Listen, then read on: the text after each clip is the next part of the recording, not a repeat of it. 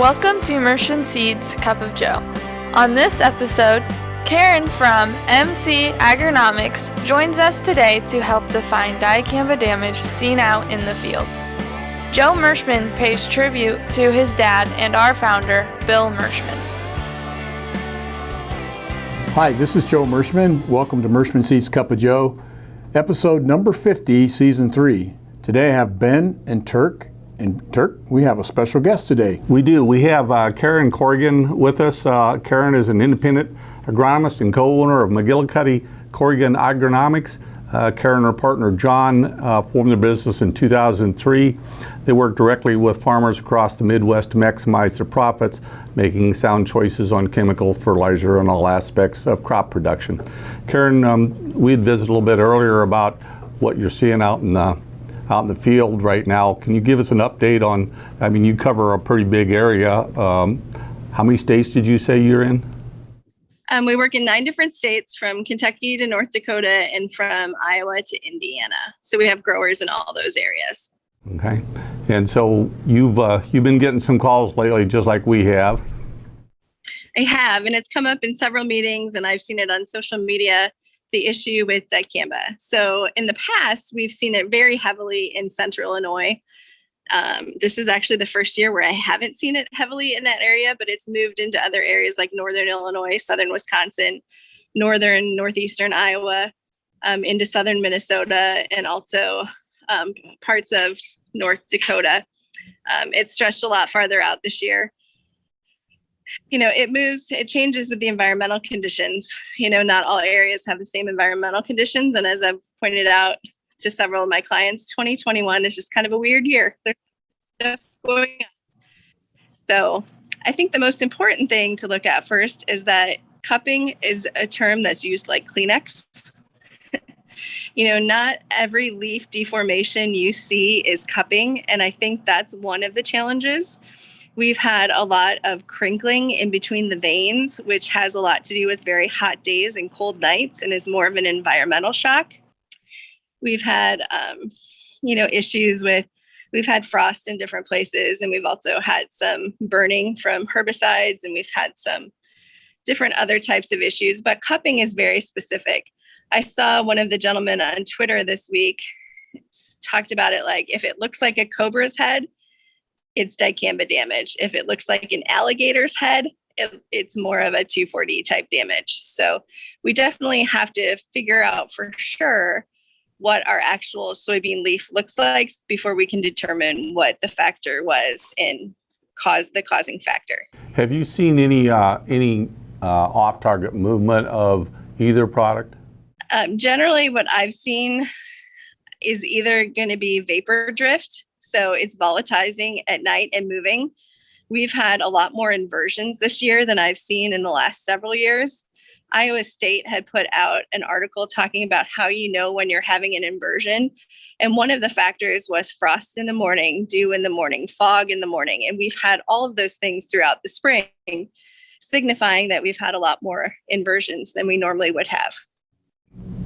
Because of late planting, we've kind of compressed the window of the dicamba application into a pretty small window. Do you think that has anything to do with what we're seeing right now? I'm sure that it does. In general, you only have so many good days to spray. We've been very restricted on the label, what days we can spray. And that was a lot of problems in central Illinois in the past, is that everybody had the same few days to spray. Everybody sprayed those days, and inversion happened that night, and poof, it moved all across the county. And I think more people are just experiencing that this year now that there's more of those extend soybeans out in different areas. I could say in central Illinois, we don't have a lot this year, mostly because those extend flex acres got switched to, and they sprayed Liberty instead. So we don't have near the number of people spraying dicamba on our soybeans. However, I don't want to make it like soybeans are the only culprit, because dicamba comes from a lot of places. Corn dicamba, I think, is a big factor, particularly diflex. I've seen that move in quite a bit of areas. We have pastures. I've seen lawn chemical dicamba take out fields. I was driving up by Arlington, Iowa last week, And I could tell all the dishes were sprayed with dicamba, the way the weeds were twisting in them. So, the villain isn't the soybean dicamba, it's all of the collective dicamba sprayed in a general area. And there's also tank contamination problems. We don't want to rule those out either. Have you seen any Enlist applications that moved off target? I've only seen direct hits. I have not seen any of them vapor drift. So when I have seen Enlist damage, it was because the boom hung over into the next field 1 or 2 rows, and it was a direct application of the Enlist product on a non-Enlist bean. And that's what we've seen. Ben, you've seen a lot of dicamba damage here in the last few days as well. What comments do you have? I would have to double everything that Karen has said so far. There's just a lot of product that got sprayed in a tight window. We've seen a lot. I think we've probably seen more status and Diflex get used this year because of the later not being able to get back in, whether the corn pre's didn't get put on correctly or didn't have enough time to get the corn pre's put on. Status and Diflex are a really good option once we get into that drop stage to try to knock out tall water hemp and ragweed and other weeds that are present out in the field at those times. So there's a lot of that gets used as well. Mm-hmm. So I'd echo everything that she said so far. I know that there's some folks out there saying that the Enlist gene is a dirty gene, wasn't done right, and I can just say that's just plain speculation. It's just totally refute that claim, and there's no data to back that up. And because we've been working with Enlist many years. In fact, in the registration of Enlist soybeans, it was ahead of dicamba in China and the Extend system. So it's actually been around longer, at least on the launch platform, longer than Extend. So I want to make sure farmers know that if you hear that, that's just another story that they're coming up with, and I don't believe anything to that. I think it's important to look at your source of information. The university weed scientists from Arkansas to North Dakota have seen this for the last several years, and there's plenty of documentation about what is going on. I'm not sure why it's not as aware in the areas that it's moved into this year, but this is an ongoing issue with the dicamba products that we've been dealing with since the Extend seed was put on the market, and then even prior to the year following when the chemicals were available. Well, that's kind of what we're seeing here. We really appreciate you coming on and sharing what you've seen out in the industry. You cover a wide footprint, and you have many customers in the same areas that we have customers, and so we're glad that you were able to join us today. If somebody wanted to get a hold of you, how would they go about doing that, or follow you on social media? I know you're a big advocate of social media as well. How would they go about doing that, Karen? Well, you can go to our website and send in a contact form, which is mcagronomics.com, or you can find me on Twitter as WeedGirl24. Okay. Well, if you guys don't have anything else, I don't. We'll let you go, Karen. We appreciate your time with us today. Yep, thank you. Thank you. Well, that was very informative visiting with Karen today. She covers a big area. Ben, you have any final comments on that subject? Yeah, there's another couple things to look out for or to watch for when you're trying to differentiate between the dicamba, or if it's a group 15 herbicide, if it's accelerated growth syndrome. If the new growth is also coming out cupped, if you're seeing a bunch of noding stacked very tightly on the soybean plant, that's a pretty good indicator that it's probably dicamba that is causing what you're looking at. Dicamba is going to be the one that will show the systemic growth that you're going to see cupping. With 2,4-D, if you're getting hit like what you talked about, you're going to see the alligator back, but although the new growth is going to come out clean and healthy. It looks normal. Correct. So if you're not seeing the cupping on the new growth, it's not dicamba. Not dicamba. And if you do see it on the new growth, it's dicamba. Yep. And there's an article that was released. I will have to link to it because I can't remember which association it came from.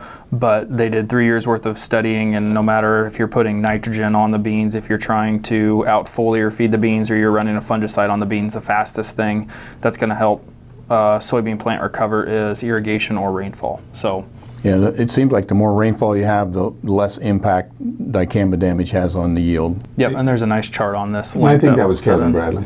Yep, I think I think Kevin Bradley had 3 years worth of data on that. So no need to dump any more money into the product. Just pray for rain or turn the irrigators on to make sure that that plant isn't stressed so it just continually grows. Well, hopefully Mother Nature will turn some rain on those areas that are affected and they'll shut it off where we don't need it. Shut it off where we don't need it. But I think the biggest issue is the areas that we're talking about here were the drier areas that had a atmospheric loading of a condensed spray period, that it all went up because of, like Karen said, the timing was just wrong, and then we got a rain and it brought it back down, and now we have the damage that we're seeing widespread. Yep. Turk, anything on the markets today? We had a report come out this week, but it was kind of just ho-hum, no new news. Continues to be a weather market. Everybody's watching to see how we get through pollination, and of course for soybeans, it's the month of August. Well, today with a heavy heart, I want to talk about my dad. He passed away last Sunday, July 11th, at his home, surrounded by his family, and I just wanted to make a few comments. We had a great mom and dad. I can never remember them ever arguing in front of us, the kids, which is pretty incredible. He started this business on the farm by accident in 1954, selling seed oats, and what happened was the local seed company didn't need it. He decided that he would see if he could sell it to the local neighbors and friends, and he did. And they said, "Hey Bill, that worked out pretty good. Could I get my oats from you next year?" So he invested $300 to buy some cleaning equipment and ran the business off the farm for the first 2 years. Then he sold the farm plus everything he owned, and he and Mom at the age of 28 moved to West Point in 1956 and started building the seed plant at West Point. Finding an acre of ground was not easy. In fact, before economic development, Dad went to the mayor of West Point and said, "Do you know of any land for sale?" And the mayor said, boy, he did not know of any land, but maybe try Fort Madison. Well, my dad went to Monsignor Wagner, the local Catholic priest, and asked, did he know of any land for sale? And he said, let me check. So he went to Benny Miller and said, could you sell Bill Merschman an acre of your land? He wants to start a business. And he did. And that right now is we're building 5 sets. Digging the foundation, and seed plants have very deep foundations, to hold up all the weight. He was digging it by hand. He was several feet underground on a hot day. The wind wasn't blowing and he was sweating. And a neighbor came by and said, Bill, most new businesses don't make it. And my dad was so upset, he said he decided right there mentally that he was going to succeed.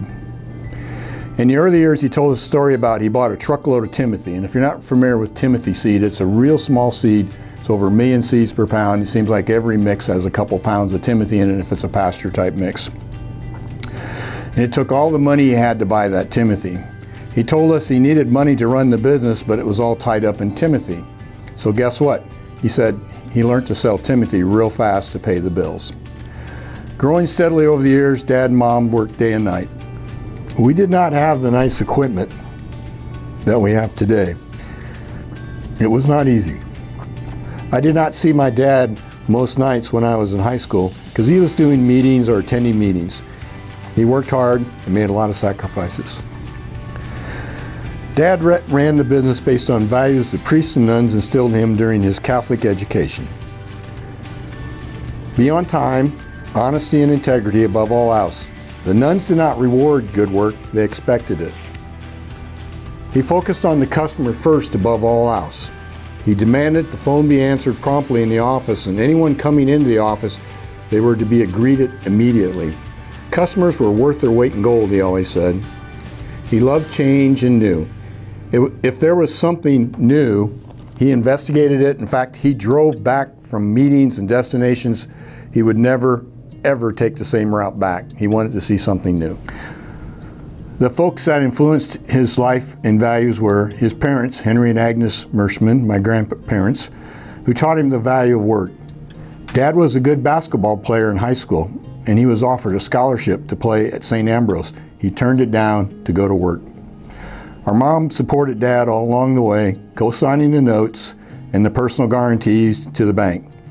She did all the printing, mailers, picked up the mail, and helped wherever she could. She was the glue that kept the family together. Monsignor Wagner was his first business advisor that encouraged him. Chuck Hutchcroft, head of the Iowa Crop Improvement, taught him his discipline for growing quality seed. He was a stickler for the details.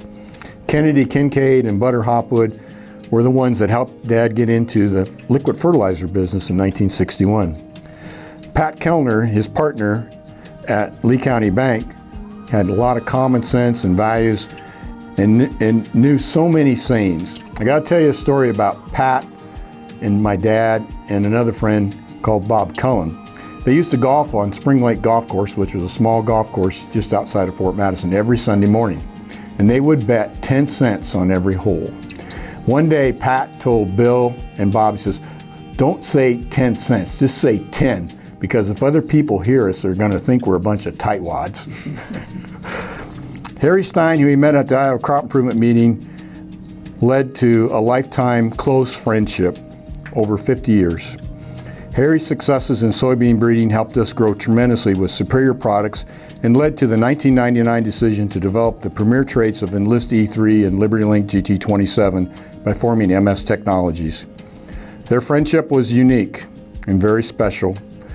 From the annual 3-day fishing trips that went on for years, to the flipping of the coin to see who buys lunch.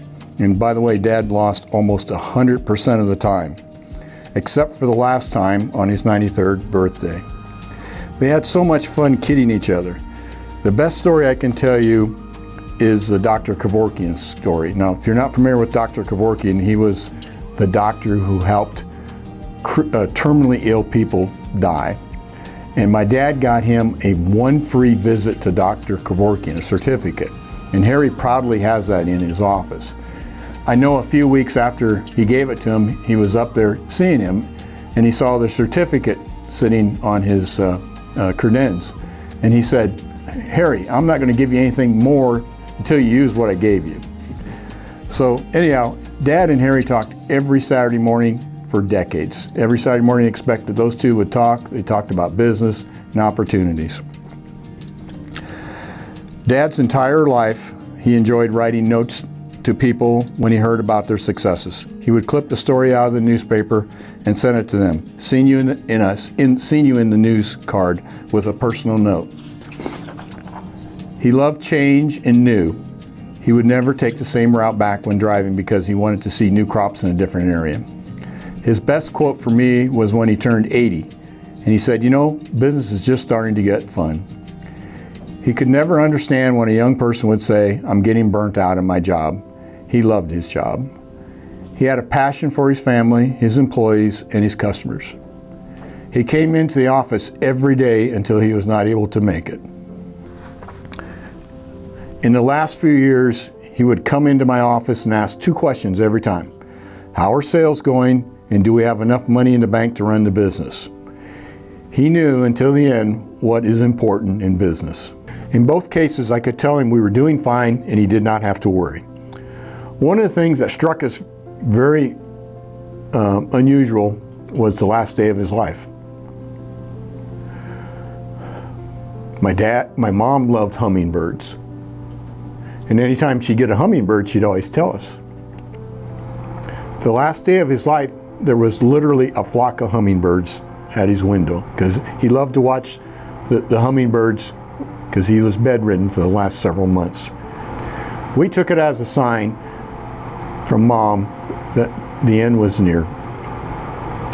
We certainly will miss him, his values and everything he taught us as a dad and as a businessman, and we will continue his legacy.